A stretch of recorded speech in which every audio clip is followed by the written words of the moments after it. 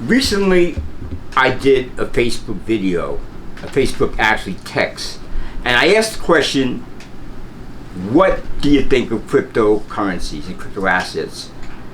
And the answers I got back really astounded me. It was more or less that people really felt that cryptocurrencies were a scam. That's sort of what inspired me to do this particular video about Bitcoin.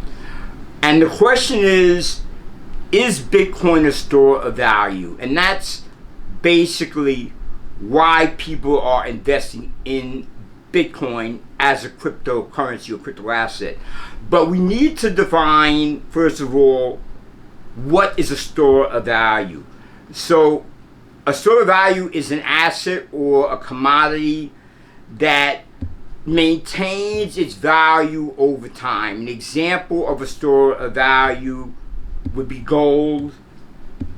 In this case, might be Bitcoin, silver, copper, stocks, bonds, real estate, commodities, and interest-bearing accounts and assets. The features of a store of value are the same features that you have to have in money. A store of value has to be durable. It has to be portable.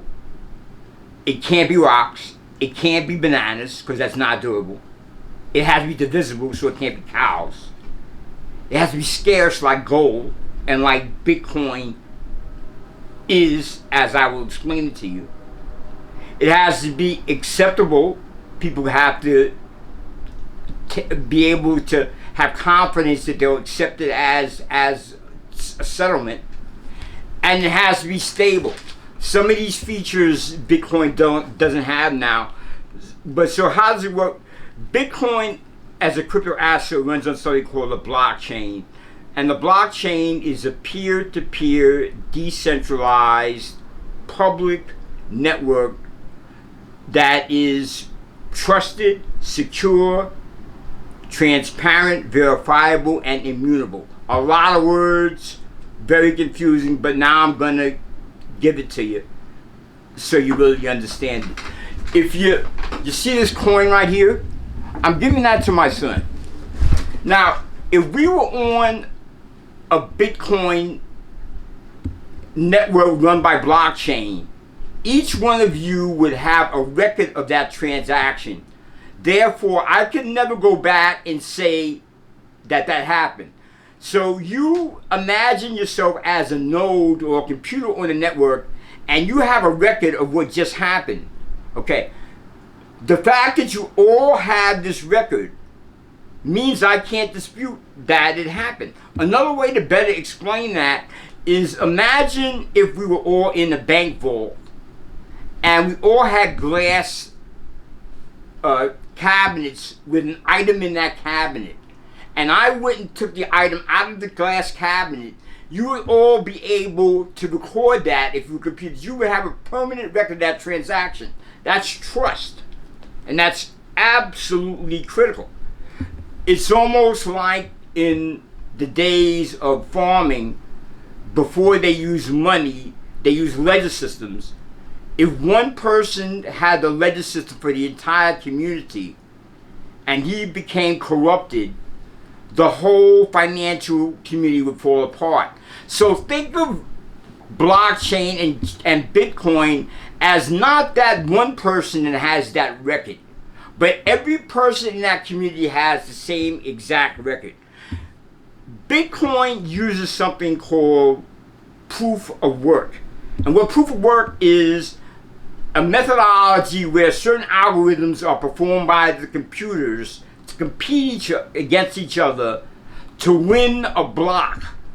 The value in that is that there is cost to generating to running that algorithm to outcompete the other people for gaining that block. I know that sounds complex, but that's when you're hearing a lot about data centers needing a lot of power. That's how proof of work works in Bitcoin. Bitcoin also does something that it's used to make sure that it's scarce, and it's called halving. halving or cutting a half. In other words, when Bitcoin was introduced in October 31st, 2008 as a white paper, Satoshi Nakamoto envisioned this cashless system. And to be candid, the first time Bitcoin was used was in a pizza transaction. Now, let's go back to the halving for a moment. What the halving does is every few years there is a certain amount of new Bitcoin produced and put into the system. That's part of way the value and the scarcity is controlled. There are other elements as storage of value, gold, other precious metals. But Bitcoin itself has gone through a brief period of being priced at $100,000 down to a few $1,000s. It has quite a span. Personally, I do believe it's going to be a store of value. It's nothing to be afraid of. If you like the video, please give me a thumbs up and please give me a like and have a great day.